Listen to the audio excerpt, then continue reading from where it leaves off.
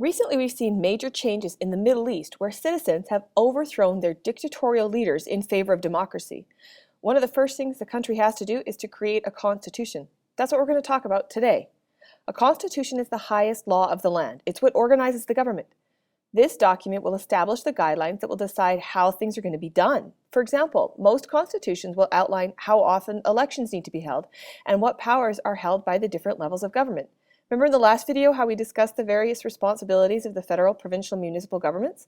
Well, those responsibilities are outlined in the Constitution.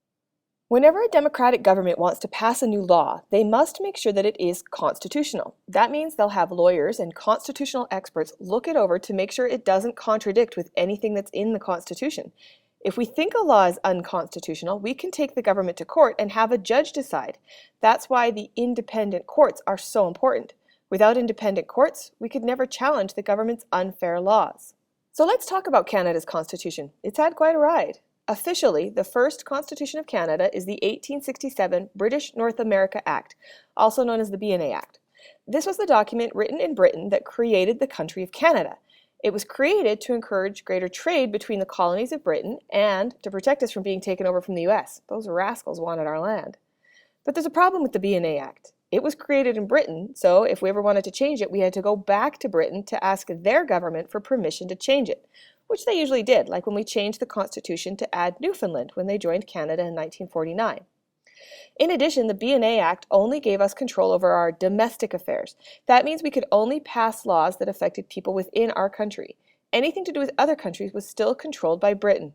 It's as if I moved out of the house but still had to ask my parents' permission to go to the movies. On a more serious note, control over our foreign affairs is really important. When World War I broke out, we didn't have a choice as to whether or not we wanted to fight. Britain decided for us that we'd be participating in the war. So in 1931, the Statute of Westminster was signed, where Britain gave us control over our foreign affairs. When World War II began, we had the choice as to whether or not we wanted to fight. We debated for a week before we decided to join our allies in the battle against fascism.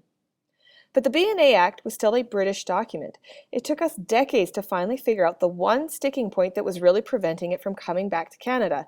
It's called the Amending Formula. That's the rules for changing or amending the Constitution. It took us so long because the provinces couldn't agree. For example, Quebec wanted to have special powers that other provinces wouldn't get, and of course the other provinces said no.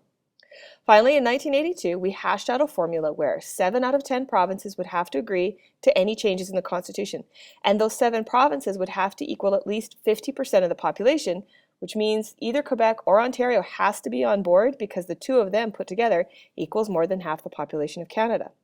There was a big ceremony held where the Prime Minister and the Queen signed the new Canada Act, our own Constitution.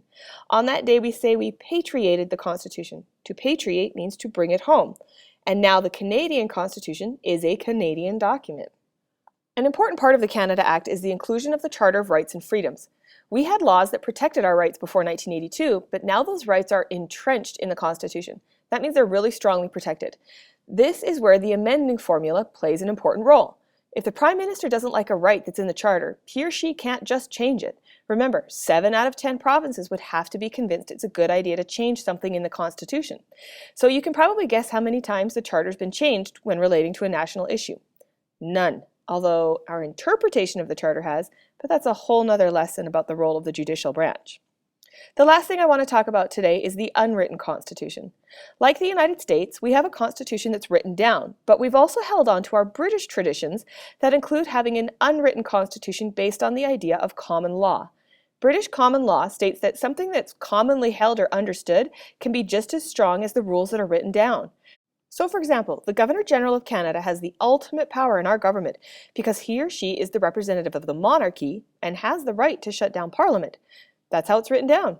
But the unwritten Constitution states that he or she does not use that power unless the government themselves requests it, because we're a constitutional monarchy, and the monarch should respect our elected officials. As you can see, constitutions are strong and yet also need to be flexible.